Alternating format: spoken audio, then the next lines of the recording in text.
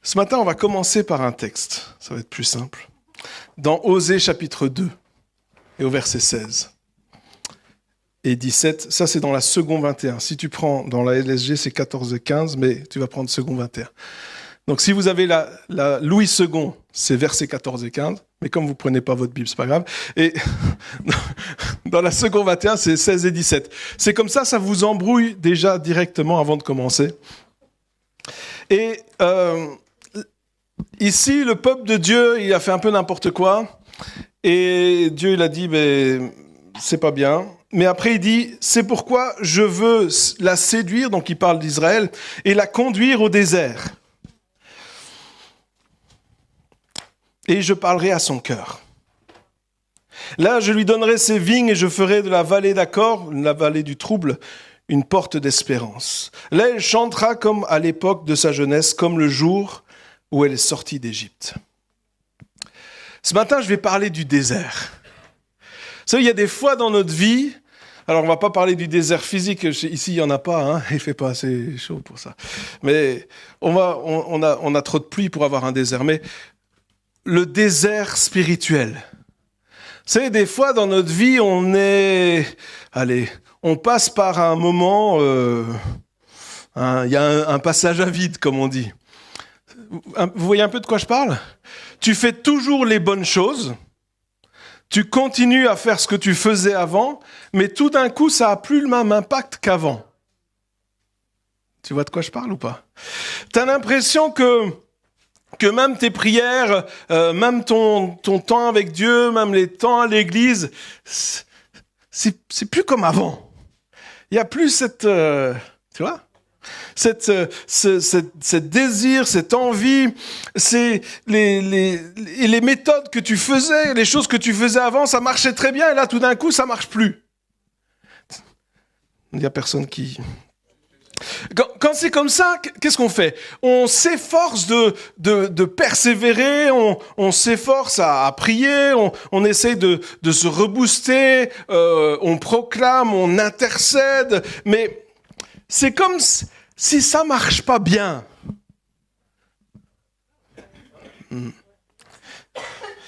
C'est le désert, quoi. C'est comme si on était dans un désert et pour cause on y est. Et là, souvent, en tant que chrétien, ce qui se passe, c'est que quand on voit un désert, ou quand on est dans le désert, ou qu'on réalise qu'on est dans le désert, la première chose qu'on veut faire, c'est sortir du désert. Et c'est bien. C'est bien parce que le désert, c'est pas un endroit où on est censé rester. Mais des fois, le désert, c'est un endroit où Dieu, il nous emmène. Parce qu'il veut parler à notre cœur. Parce que quand tout va bien et quand tout marche comme on pense, souvent, il y a tellement de brouhaha qu'on n'entend plus. On est tellement dans notre truc qu'on fonce la tête la première, on y va à fond la caisse, et c'est bien. Mais on n'est plus à l'écoute. Et le désert, qu'est-ce qu'il y a dans le désert ? Rien. Il n'y a rien. Il y a du sable, du personne. Vous connaissez du personne ? Du personne. Il n'y a rien dans le désert. On est là, dans un endroit où... on est là, quoi. Et alors que je priais là-dessus, puis que Dieu me parlait sur ce message, et entre nous soit dit, ce message, je vous assure que...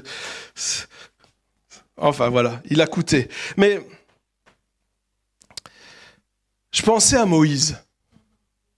Tu parles de désert, on va parler du professionnel du désert. Parce que le gars, il a quand même passé 80 ans dans le désert. Moïse, il avait un appel sur sa vie. Sauver des eaux, tranquille, le gars, il est élevé à la cour du Pharaon. Mais malgré le fait qu'il est élevé à la cour du Pharaon, Hébreux 11 nous dit qu'il n'a pas suivi les préceptes égyptiens. Il a continué à suivre la voie de Dieu. Donc le gars, il a fait tout bien. Il avait un appel sur sa vie, il le savait, il était conscient de ça.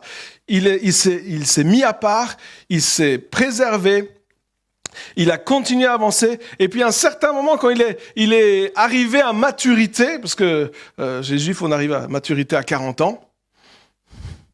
Ouais, certains hommes, il faut plus que ça, mais... Et une fois qu'il est arrivé à maturité, qu'est-ce qu'il s'est dit?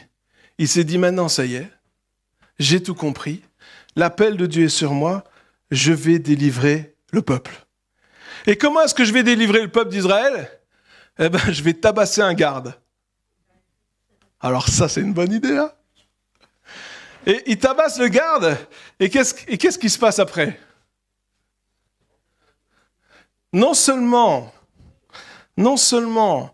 il a des ennuis avec les Égyptiens, mais en plus, ses frères et sœurs, les Hébreux lui en veulent aussi. En disant, tu vas nous tabasser, nous aussi, comme tu as tabassé le garde. Et là, qu'est-ce qu'il fait, Moïse? Il s'enfuit. Il s'enfuit où? Eh ben voilà. À 40 ans, il va dans le désert. Et là, qu'est-ce qui se passe dans le désert? Eh bien, dans le désert, il abandonne tous ses rêves. Il abandonne absolument tout, il a des enfants, il leur donne des noms pas possibles, des noms super déprimants. Lisez le texte, les pauvres. Et il est là, et il est dans le désert, il n'est pas bien. Il est loin de tout, il a abandonné son appel. Mais je sais que ici, il n'y a personne qui a fait ça, n'est-ce pas? Il n'y a personne qui a voulu servir Dieu, qui a essayé, ça n'a pas marché, et puis qui s'est dit, si c'est comme ça, je ne fais plus rien. Non, il n'y a personne. Et alors, on est dans un désert. Et là, qu'est-ce qui se passe dans le désert? Rien. Il n'y a rien qui se passe. La vie va. Et elle avance, mais rien. C'est monotone. C'est le train-train. Je vais vous dire quelque chose. On n'a pas été créé pour vivre le train-train quotidien. Allô? On a été créé pour vivre une vie palpitante. Il y a un amen. Les autres, est-ce que... Un bobo? Oui. Non, on n'est pas là pour se contenter de ce qui se passe. Et puis là, Moïse, je continue l'histoire, on la connaît l'histoire, mais tout d'un coup, il est là dans le désert tranquille, après 40 ans. Il s'est fait une raison. Et puis là, un buisson ardent. Un buisson qui crame. Alors, je ne sais pas ce que vous faites, vous. Si vous voyez quelque chose en train de brûler, vous faites quoi? Allô, les pompiers? Tu l'éteins, faut de l'eau, déjà. Il est où? Il est dans le désert. Est-ce qu'il y a de l'eau? Bah non, il n'y a pas d'eau. Est-ce qu'il y a des pompiers? Mais non, il n'y a pas de pompiers non plus. Le gars, il a vraiment pas de chance. Pas d'eau, pas de pompiers. Pas de téléphone. Il n'y a pas de téléphone satellite. Mais alors? Enfin, Moïse, il n'est pas abonné chez Proximus. Il n'a rien. Mais tu vois un buisson qui brûle et qui ne se consume pas. Qu'est-ce que tu penses? Que tu as un grain? Non, mais nous, on dit, bah oui, évidemment, un buisson, ça brûle, ça se consume pas. Non, mais si t'en voyais un, mais t'appelles le psy directement. Tu dis, allô, j'ai un problème. J'ai un problème. Non, c'est pas ça. S'il vous plaît, aidez-moi. Il y a quelque chose qui cloche chez moi. Mais comme il n'y a personne, il n'y a pas de pompier, qu'il n'y a pas d'eau et qu'il n'y a pas de psy, il s'est dit, tant que j'y suis, vu que je suis fou, autant être fou jusqu'au bout. Et là, il arrive, et il entend, voilà, tout d'un coup, Moïse, ok. Non, mais souvent, nous, on lit, je le dis souvent, mais on lit la Bible et on se dit, bah oui, c'est normal. Non, mais imagine que tu vis ça. T'arrives, imagine que c'est pas un buisson, mais que c'est un arrêt de bus. Je sais pas, t'es en train de marcher tranquille et tu vois un arrêt de bus qui crame. Tu vas dire ici, c'est normal, quoi. Enfin, je veux dire... Enfin, non, Bruxelles, c'est plus normal qu'ici, mais... Ouais, j'ai vécu à Bruxelles, hein, ils changeaient la vie tous les 3 minutes, hein, je vous le dis. Et donc... c'est vrai, hein. Mais c'est pas lui, c'est moi qui prenais le bus, pas lui. Donc... Et là, t'as un arrêt de bus qui crame, mais il se consume pas, il est toujours bien. Qu'est-ce que tu fais? La première chose qu'on a, le réflexe, c'est de se barrer en courant. Mais s'il n'y a personne et que de toute façon, tu n'as rien d'autre à faire, tu vas voir. Et là, l'arrêt de bus parle à Moïse. Moïse, enlève tes chaussures. T'es sûr? Moi, à ta place, Seigneur, je demanderais autre chose. Enlever mes chaussures, le but, c'est d'apporter à Dieu un sacrifice de bonne odeur.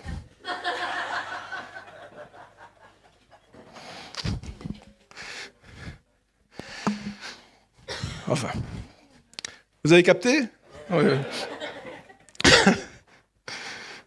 Et donc, il arrive, il enlève ses chaussures, il arrive, et puis Dieu lui parle, machin. Il dit, ouais, je vais t'appeler, tout ça. Moïse, tranquille, donc il y a une voix qui parle, le buisson qui crame, tout ça. Moïse, il croit pas Dieu. Il dit, Seigneur, t'es sûr? Parce que moi...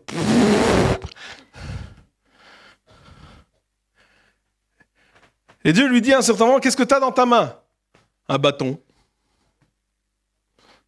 Jette-le par terre. Il jette le bâton par terre. Mettez-vous à la place de Moïse, s'il vous plaît. Le truc qui se transforme en serpent.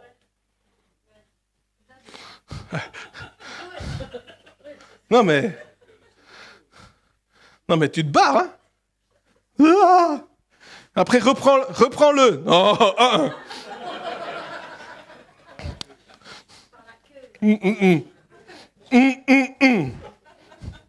Finalement, il le reprend, et puis le bâton qui était droit avant, tout d'un coup, il est tout tordu, hein, parce que... Et là, Dieu parle, il appelle Moïse, il lui dit, je t'ai appelé et tu vas libérer mon peuple. Quoi?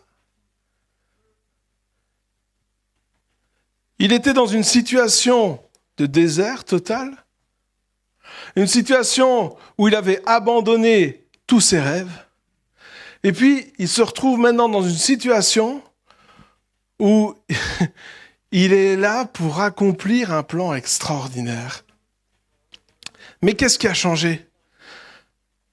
La première chose qu'il a faite quand il a commencé, c'était il voulait délivrer le peuple en son propre nom. Et là, tout d'un coup, il doit le délivrer, mais au nom du Seigneur. La deuxième chose, c'est que il a commencé à conquérir le peuple quand lui voulait le faire par ses propres forces. Il a commencé à le faire en commençant par le bas. Et Dieu, par les gardes. Et Dieu, quand il l'appelle, il dit de commencer par la tête, le Pharaon. Vous voyez la différence? Il avait ses plans et tout d'un coup, ça devient les plans de Dieu. Il avait ses propres forces et tout d'un coup, c'est les forces de Dieu. Mais qu'est-ce qui a fait ça? Une rencontre, où ça? Dans le désert. Alors, je passe l'histoire, on continue, puis évidemment, il libère le peuple. Et là, qu'est-ce qu'il se dit, Moïse? Il se dit, je sais ce que je vais faire avec le peuple. Je vais faire la même chose, je vais l'emmener voir Dieu. Parce que le peuple d'Israël, quand il est sorti d'Égypte, vous connaissez l'histoire, les plaies, machin. Mais qu'est-ce qui se passe? Dès qu'il y avait un petit problème, qu'est-ce qu'il faisait il râle. Et d'ailleurs, c'est comme ça qu'on reconnaît les habitants du désert. C'est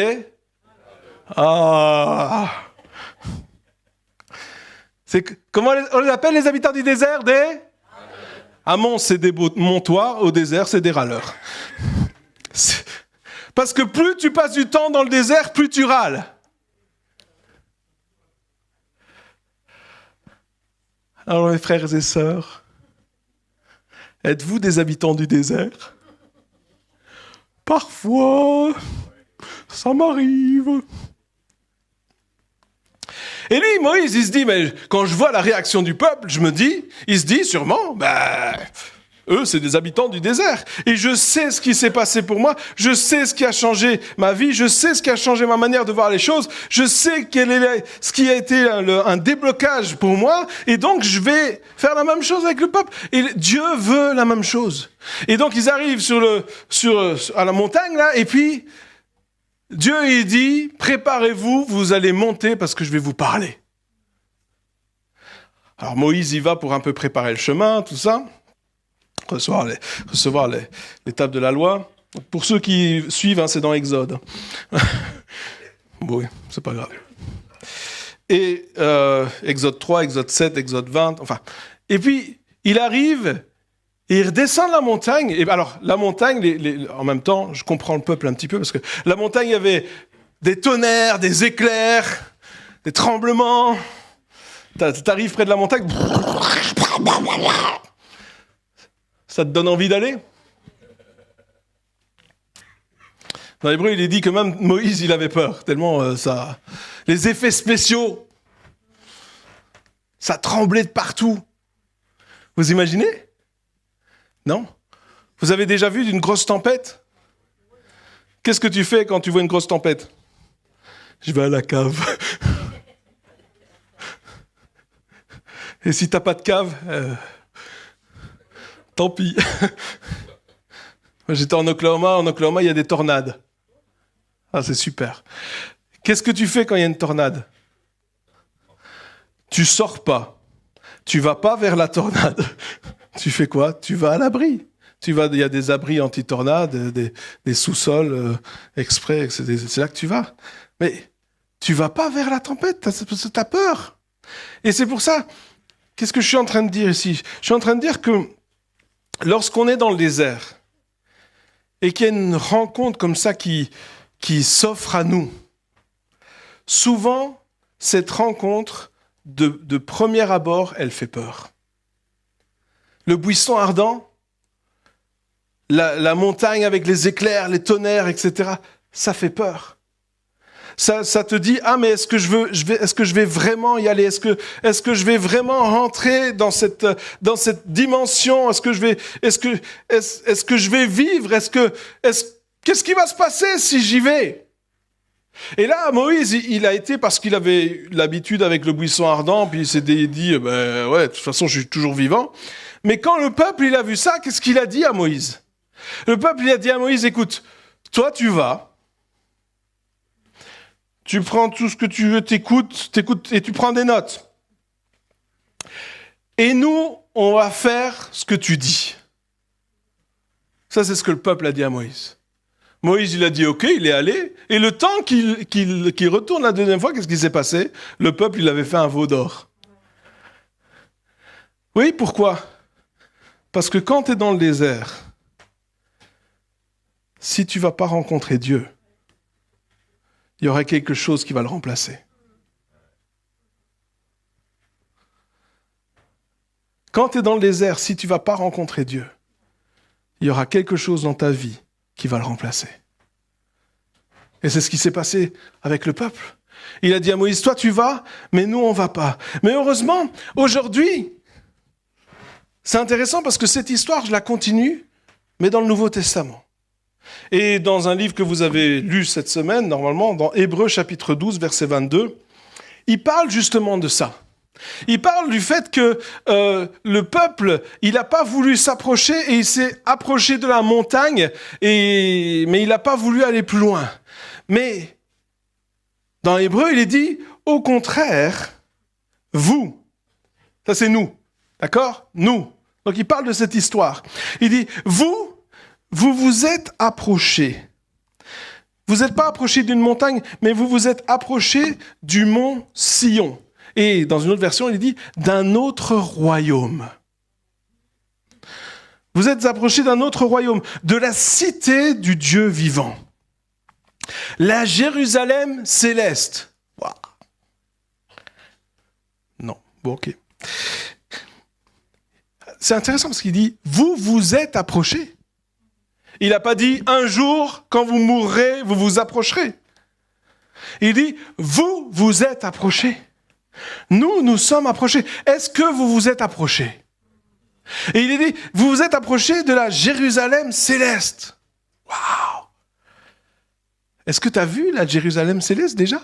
Parce que des fois on est prêt mais on ferme les yeux. C'est pas une surprise, tu peux ouvrir tes yeux. Et de ces dizaines de milliers d'anges en fête. Ouh! C'est la fête, c'est la fête. C'est la fête dans le ciel. Vous savez, les gars qui vont au ciel et qui me disent que c'est triste là-haut, ils vont pas au même ciel que moi. Vous avez vu les gens ils rentrent dans la présence de Dieu, ils sont tout tristes. Ne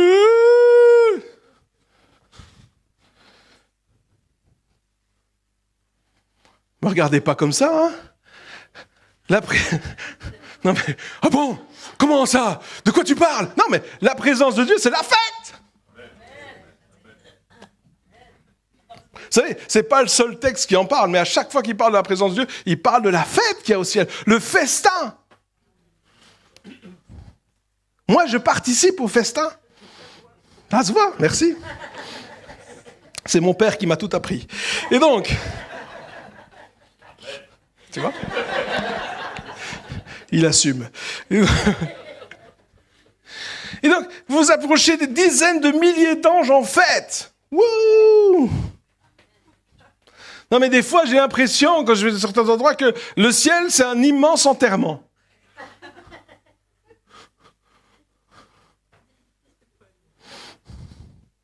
Dis à ton voisin, pas nous.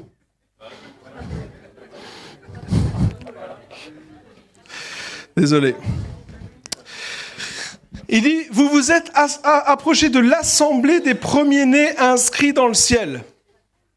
Alors c'est bizarre comme phrase, mais je vais vous dire, parce qu'une autre version dit, en tant que membre de l'église du premier-né, Jésus, tous nos noms ont été légalement enregistrés comme citoyens du ciel. Tout d'un coup, c'est plus clair, hein? Tous nos noms ont été enregistrés légalement comme citoyens du ciel. Je ne sais pas pour vous, mais moi, ça me fait plaisir. Hein, parce que ça veut dire que je peux m'approcher et j'ai le droit. Je ne suis pas obligé d'aller en stummeling. Stummeling, hein. Les Bruxellois, ils comprennent en stummeling. Je ne suis pas obligé d'aller en catimini sur le côté. Non, je peux entrer. Je suis légalement inscrit. Il y a mon nom. Quand je vais au ciel, c'est Nathanaël Beumier? Oui, je vous en prie. Merci. J'ai mon petit badge, Nat. Comme ça, ils savent comment je m'appelle. Moi, c'est Nat. Et vous aussi. Vous savez, lorsque alors, c'est pas c'est qui écrit, on va dire que c'est Paul. Il écrit, non, on va dire que c'est Apollos, c'est mieux, hein. Ouais, voilà, c'est Apollos qui écrit hébreu. Et donc,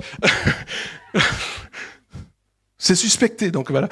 Mais lorsqu'il écrit ça, il n'est pas en train de dire, alors, les noms de certains sont écrits, mais pas tous. Non, vos noms, ils ont été inscrits. Donc vous vous êtes approchés de Dieu qui est le juge de tous, des esprits des justes parvenus à la perfection. De Jésus qui est le médiateur ou qui a établi une nouvelle alliance. Du sang purificateur, porteur d'un meilleur message que celui d'Abel. De quoi il parle? Le sang d'Abel, il crie vengeance. Mais le sang de Jésus qui parle plus fort, il crie pardon.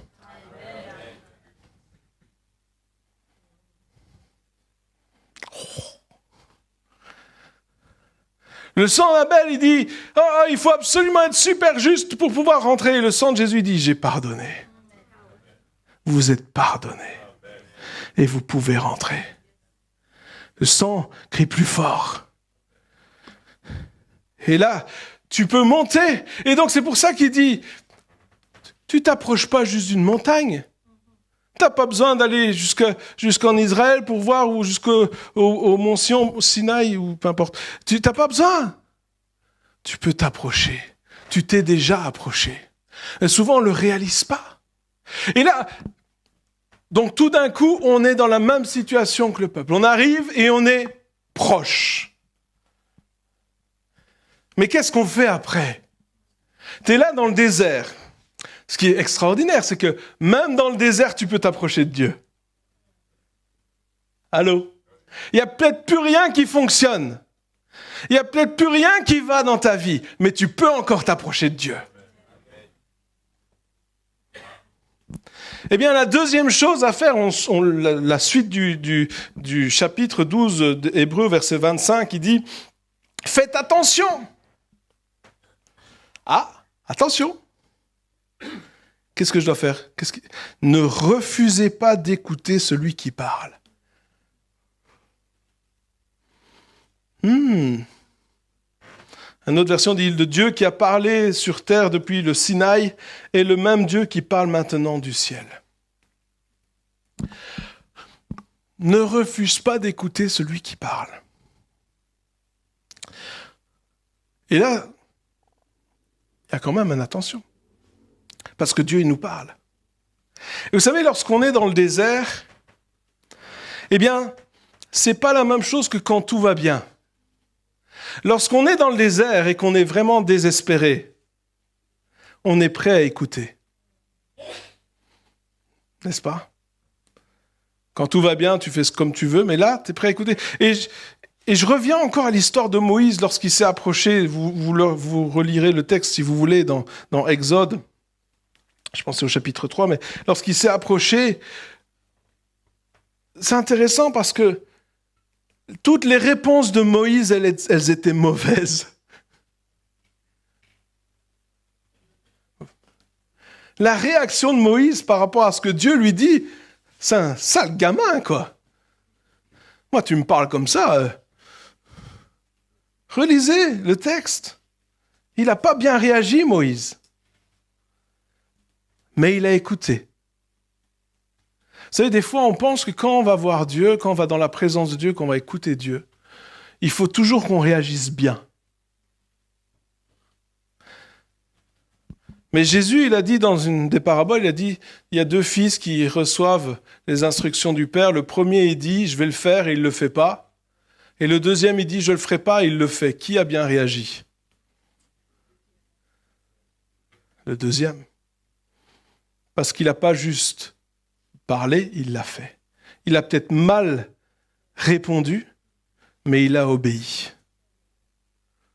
Et nous, on pense qu'il faut toujours bien répondre. Non, le plus important, c'est ce que tu fais après. Peut-être que la première fois qu'on te dit quelque chose, tu ne réagis pas très très bien, mais après tu laisses travailler ton cœur et tu fais les choses. Et pendant 40 ans, après, Moïse, il a conduit le peuple. Il s'est sacrifié pour le peuple. Il a plaidé en faveur du peuple, même quand le peuple il était terrible au niveau des réponses. Pourquoi? Parce qu'il a laissé les paroles de Dieu le travailler. Et il dit maintenant, c'est plus du mont Sinaï qui on te parle, mais c'est directement Dieu, il est en train de te parler du ciel. Alors ne refuse pas d'écouter. En effet, les hommes qui ont rejeté celui qui les avertissait, donc Moïse sur la terre, n'en ont pas réchappé. Combien moins échapperons-nous si nous nous détournons de celui qui parle du haut du ciel? Lui dont la voix avait alors ébranlé la terre, il a maintenant fait cette promesse, une fois encore, je fais trembler non seulement la terre, mais aussi le ciel. Et une autre version dit, une fois encore, je ne secouerai pas seulement les systèmes du monde, mais je vais aussi secouer les pouvoirs invisibles dans le royaume céleste. Waouh! Qu'est-ce qui se passe? Écoutez bien. Vous êtes dans le désert, d'accord? C'est foutu, machin. Vous allez dans la présence de Dieu. Dieu, il vous parle. Mais il ne vous parle pas seulement pour vous. Ah bon? Je ne suis pas le centre de l'univers? Ce n'est pas moi? Non! Lorsque Dieu te parle dans le désert, il ne parle pas seulement pour toi. Il te donne des instructions pour qu'il puisse y avoir un impact là où tu es. Il a dit, je ne vais pas seulement ébranler le système de ce monde. Il a besoin d'être ébranlé, le système de ce monde, n'est-ce pas? Mais je vais aussi ébranler les pouvoirs invisibles dans le royaume céleste. Pourquoi c'est important? Parce que ce qui se passe au ciel a un impact direct sur ce qui se passe sur la terre. Ce qui est visible tire son origine de l'invisible. Amen. Si vous voulez que les choses changent ici sur la terre, il faut d'abord que ce soit ébranlé au ciel. Il faut d'abord que les pouvoirs, les autorités, les principautés, elles soient ébranlées au ciel. Et là, vous allez me dire, mais attends, moi je suis personne. Prier comme ça contre les autorités, les principautés, ça c'est pour les pasteurs, les ministères, les prophètes, les apôtres. Moi, je suis un membre d'église, tranquille.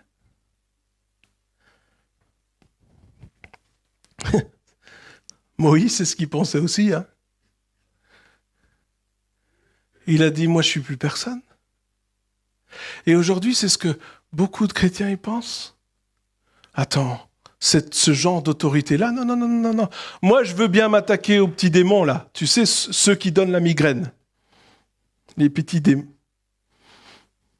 C'est une blague, oh là là, soyez pas... Je veux bien m'attaquer aux mouches. Vu que c'est le prince de la puissance de l'air, Satan, là, c'est le prince des mouches. Bon, écraser les mouches, je veux bien. Puis c'est marrant, j'ai acheté un truc électrique. Donc maintenant, je les électrocute, les mouches.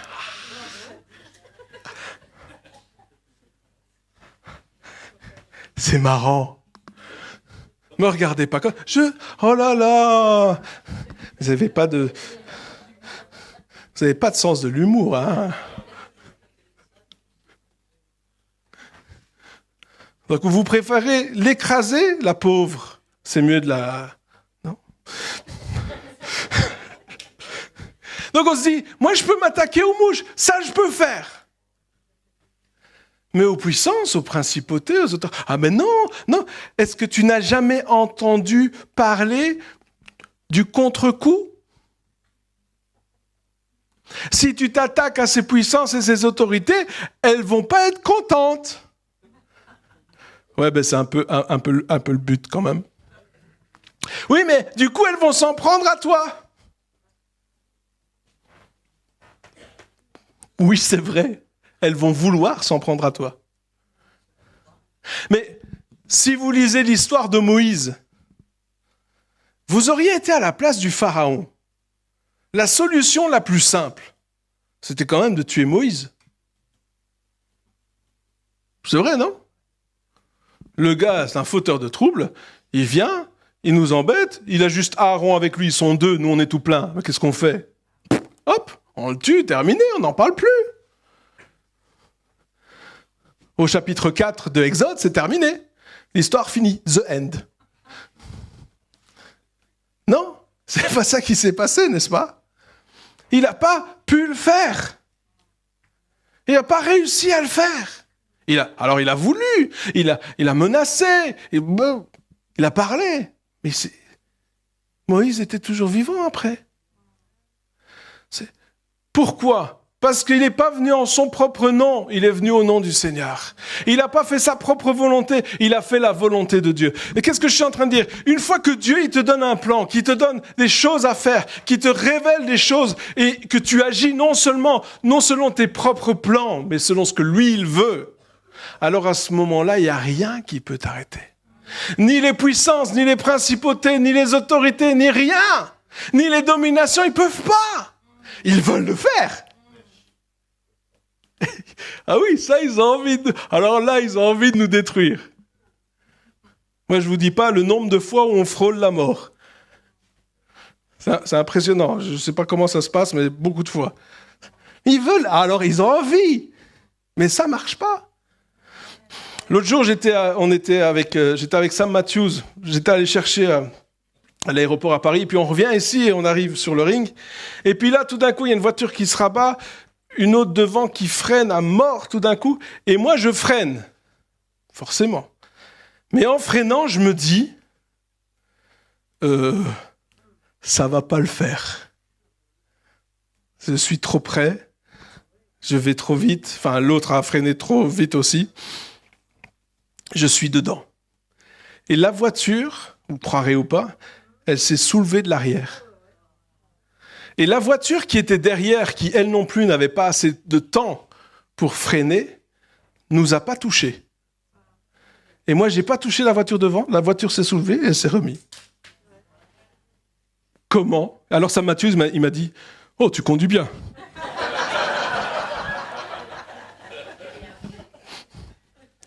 J'ai dit, peut-être, mais cette fois-ci, c'était pas moi. Bien sûr qu'ils veulent nous faire du mal. Mais Dieu a décidé, au travers de son peuple, d'ébranler les choses, d'ébranler les autorités, d'ébranler le ciel, d'ébranler les pouvoirs invisibles dans le royaume céleste. Il a décidé de le faire. C'est pour ça qu'il faut qu'on écoute ce qu'il a à nous dire. Vous voyez, on ne sort pas du désert juste avec une révélation pour notre vie. On sort du désert avec une nouvelle autorité.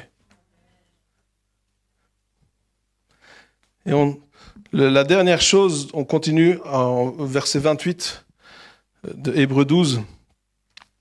C'est pourquoi, puisque nous recevons un royaume inébranlable. Un royaume comment ? Est-ce qu'on peut ébranler un royaume inébranlable ? Ben non, il est inébranlable. Eh ben voilà. Non mais, vous savez, quand il est dit « nous recevons », vous savez ce que ça veut dire « nous recevons » ? Ça veut dire que nous avons le droit de posséder. C'est ce que ça fait référence à Daniel chapitre 7, verset 18. Il nous a été donné le royaume. Nous avons possession du royaume. Allô ? Nous avons le droit de posséder un royaume inébranlable. Alors, attachons-nous à quoi ? À la grâce. Oh. Oui, parce que on réalise que c'est pas par nos propres forces. Comprenez ? Ce qui se passait avant le désert, c'était quoi ? C'était que Moïse, il était persuadé de pouvoir faire les choses tout seul.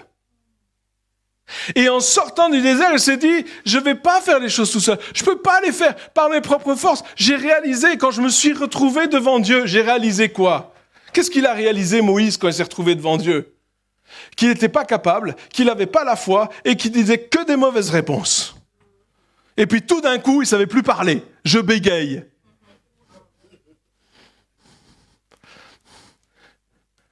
J'ai un problème médical, Seigneur.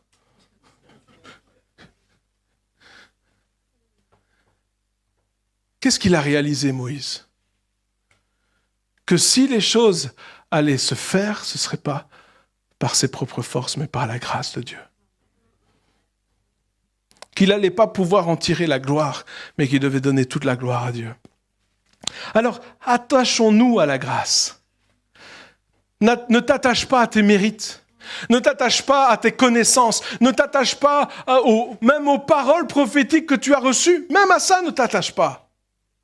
Attache-toi à la grâce de Dieu, qui malgré tous tes manquements, te permet de réaliser et d'accomplir sa volonté. Attachons-nous à la grâce qui nous permet de rendre à Dieu quoi ? Un culte qui lui est agréable, avec respect et piété. Ou alors qu'il dit, alors que nous déposons nos vies, une autre version dit, nous déposons nos vies dans une reddition absolue, remplie de révérence. Qu'est-ce que ça veut dire ? Je m'abandonne entre tes mains. Je me rends. J'avais mes projets, je me rends. Maintenant, c'est tes projets. Dans une reddition absolue, remplie de révérence. Notre Dieu, en effet, est un feu dévorant. Vous savez ce que ça fait, un feu dévorant ? Ça crame. C'est le buisson ardent. Ça crame. Il n'y a rien qui subsiste devant un feu dévorant. Et il est de notre côté. Il est avec nous. Il est pour nous. Il n'est pas contre nous. Il est pour nous. Et c'est pour ça qu'il dit, toi tu es arrivé jusque-là, vous êtes arrivé jusque-là. N'aie pas peur d'aller plus loin. Même si ça fait peur. Même si tu as l'impression que tout d'un coup, quand tu as une vision, que c'est ton imagination. C'est ce que Moïse, il a dû croire. Et il a dû se dire, j'ai une hallucination, je suis dans le désert. Qu'est-ce qu'il y a dans le désert? Qu'est-ce qu'on a dans le désert? Des hallucinations, hein? Si tu ne bois pas pendant un petit temps, qu'est-ce que tu vois? Oh, un buisson ardent. Je vais m'approcher. Non, mais c'est ce qu'il aurait pu croire. Et des fois, lorsque Dieu nous parle et qu'il donne des révélations et qu'il nous fait voir des choses, on se dit, wow, peut-être que j'ai pas assez bu aujourd'hui. Ou trop. Tu parles d'expérience?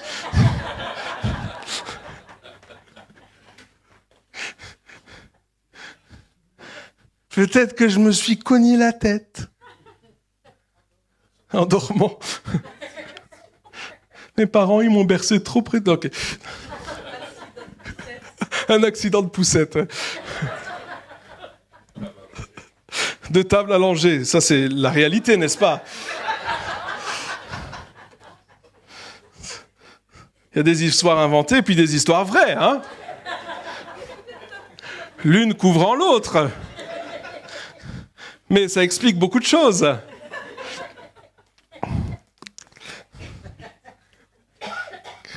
Mais c'est ça que tu peux te dire. Quand tu es dans la louange, ou quand tu es en train de louer Dieu, etc., puis tout d'un coup, tu commences à voir des choses. Là, tu te dis, vite. Faut que j'ouvre mes yeux, faut que je regarde ailleurs. Non, n'ouvre pas tes yeux. Continue à regarder. Si Dieu t'emmène dans sa présence, reste là. C'est mieux. C'est là qu'il y a des paroles pour toi. Parce que tu n'es pas censé vivre ta vie dans le désert. Tu es censé sortir du désert et accomplir la volonté de Dieu. Et bien sûr, une autre personne qui a été dans le désert, c'est Jésus, n'est-ce pas? Jésus, 40 jours dans le désert. Moi, ce qui m'impressionne, c'est pas l'histoire où le diable tente, tout ça, c'est pas mal, c'est cool. Mais moi, ce qui m'impressionne, c'est que pendant 40 jours, il n'a pas faim. Après 40 jours, Jésus eut faim. Ça aurait été l'évangile selon Nathanaël, ça aurait été après 40 minutes, Nat eut faim.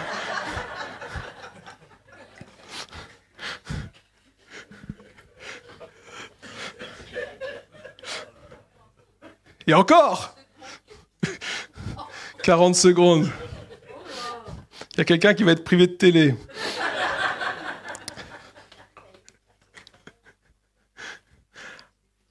« 40 jours et il n'a pas faim. » Ça vous choque pas, vous? Vous avez jeûné cette semaine? T'as eu faim? Oh, oh, oh. 40 minutes. Ah ouais, 40 minutes. Amen, mon frère, 40 minutes. Il eut faim après 40 jours. Comment il a fait pour ne pas avoir faim pendant 40 jours?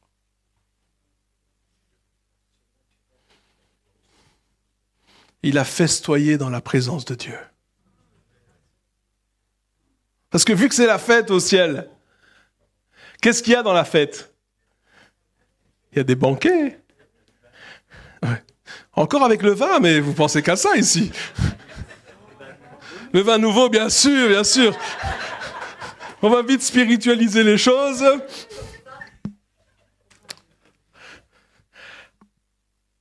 Il a fait la fête au ciel, Jésus, pendant 40 jours. Tranquille. Pourquoi? Parce que lui, le désert, ça l'a pas affecté. Pourquoi? Ils savaient, c'était quoi le but du désert? Aller dans la présence de Dieu. Moïse, il a attendu 40 ans. Combien de temps tu veux attendre ?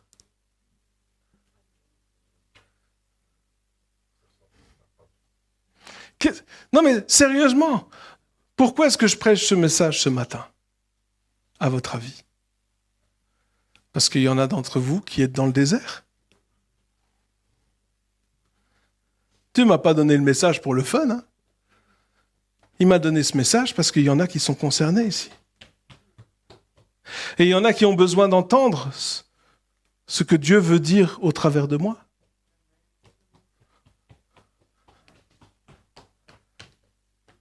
Et si Dieu te parle maintenant, toi qui sais que tu es dans le désert,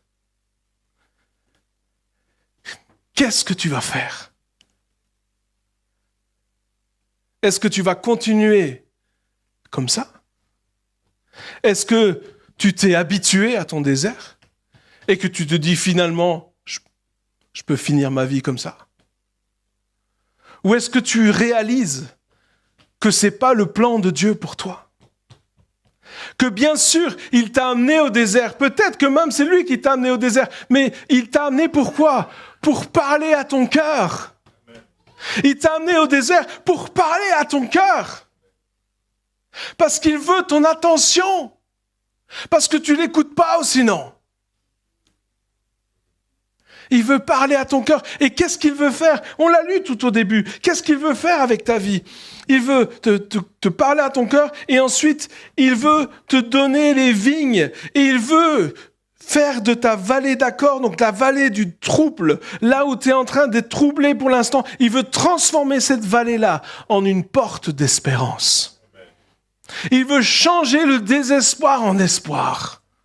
C'est ça qu'il veut faire. Une fois que tu laisses Dieu parler à ton cœur, il change ton désespoir, tes troubles, tes problèmes que tu as pour l'instant. Tout d'un coup, ça devient quoi ? Une porte d'espérance. Une porte d'espérance que tu peux ouvrir et où tu peux entrer. Et là, alors que tu rentres là, tu vas chanter comme à l'époque de ta jeunesse. Et il est dit comme quand le peuple est sorti d'Égypte. Ça va être la délivrance pour toi. Seulement si tu écoutes. Il est dit, et il le dit à l'église dans Hébreux chapitre 12, on l'a lu tout à l'heure, attention, faites attention à écouter. Faites attention, c'est le plus important. Ne fais pas ta tête dure. Ne fais pas ton ronchon, ta tête de pioche. Non. Moi, je sais ce que j'ai besoin et moi, je fais ce que je veux. Fais pas ça. Écoute. Parce que non seulement tu peux sortir du désert, mais en plus tu peux sortir du désert avec une directive claire pour ta vie, avec une autorité nouvelle, avec une vision nouvelle. Et c'est ça que Dieu veut faire. Et c'est ça que Dieu, lorsqu'il m'a donné ce message, c'est de ça qu'il m'a dit. Il m'a dit maintenant, c'est le moment où tu vas reprendre possession du pays. C'est le moment où maintenant tu arrêtes de laisser le diable te voler ton temps, te voler ton énergie, te voler la vision. Maintenant, c'est le moment où tu vas de nouveau avancer. Et comme la parole qui a été donnée tout à l'heure, où ces eaux ils vont se relever, ça va être une armée. C'est le moment maintenant. Mais pour ça, il faut que tu écoutes ce que Dieu a à te dire. Parce qu'il veut te parler. Et je ne peux pas le dire à sa place. Et je ne peux pas écouter à ta place. Chacun d'entre nous, nous sommes responsables de ce que nous faisons. Mais dis-toi que si tu es dans le désert, ce n'est pas parce que Dieu t'a abandonné. Ça, c'est un mensonge. Si tu es dans le désert, ce n'est pas parce que Dieu t'en veut. Ça, c'est un autre mensonge. Si tu es dans le désert, ce n'est pas parce que Dieu n'en a rien à faire de toi. Ça, c'est encore un mensonge. Si tu es dans le désert, c'est parce qu'il veut parler à ton cœur. Et je sais que je me répète,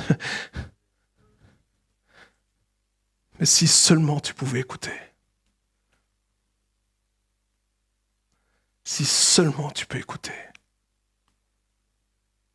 Et lorsque Dieu va te parler, il ne va pas te dire des choses auxquelles tu t'attends. Il va te dire des choses auxquelles tu ne t'attends pas. Parce que lorsque Moïse il a été et qu'il a écouté Dieu lui parler, il ne s'attendait pas à ça. Il ne s'attendait plus à ça. Il avait baissé les bras. Et j'aimerais te dire que ce matin, si tu es dans le désert, ne te sens pas coupable. Ne laisse pas ce poids d'accusation sur tes épaules. Ne te dis pas que c'est à cause de toi, que tu es trop nul. Ne te dis pas ces choses-là. Si tu es dans le désert ce matin, dis simplement, Seigneur, maintenant je suis prêt à écouter ce que tu as à me dire. Je m'approche, j'écoute et je m'accroche à la grâce. Je m'approche, j'écoute et je m'accroche à la grâce. Je m'approche, j'écoute et je m'accroche à la grâce. C'est ce que Dieu veut pour toi. Amen. Prions.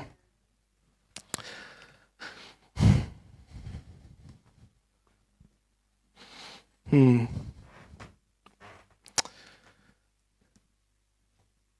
fais pas ça souvent, mais si ce matin tu te sens concerné, tu sais que c'est toi, j'aimerais que tu te lèves maintenant. Je veux prier pour toi. Là où tu es, juste lève-toi. Sois courageux. Sois courageuse. Si c'est toi, il y en a encore.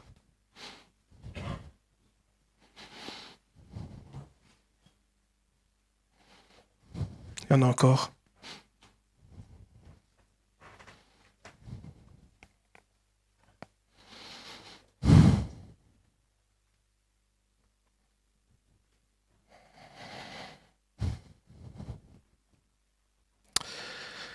La première chose que je veux faire, c'est au nom de Jésus, je veux briser le joug de condamnation qui peut être sur tes épaules maintenant.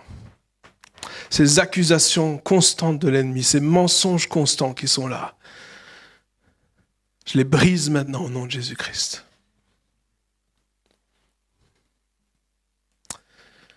Seigneur, je prie pour chaque personne debout. Chaque personne qui écoute aussi ce message et qui se sent concernée, qui regarde.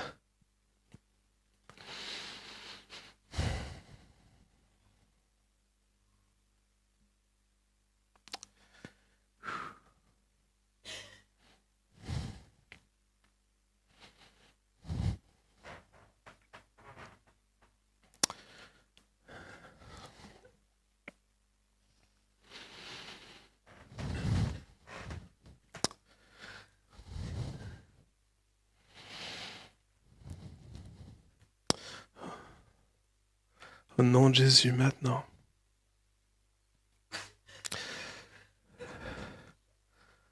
J'appelle la révélation.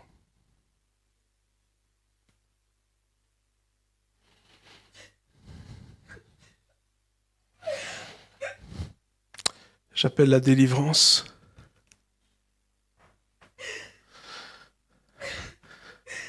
J'appelle la rencontre.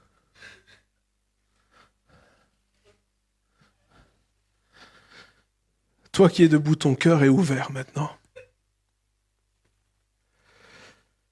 C'est comme si Dieu dit, maintenant tu es prêt à écouter.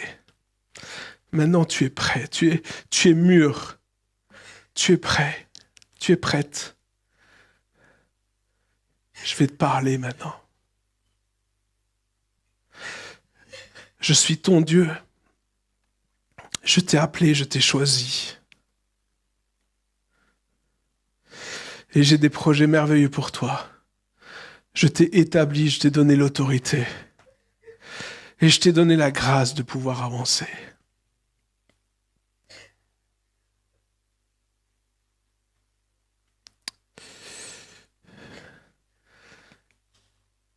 Et cette fausse identité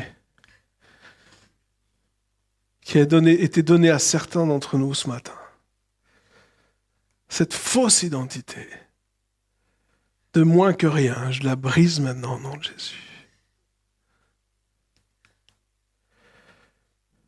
Et j'appelle la révélation maintenant des fils de Dieu et des filles de Dieu. Il y a une révélation qui vient dans la personne et l'identité que tu es. que tu as, une révélation sur qui tu es, sur ta vraie place et ta vraie position dans le royaume de Dieu.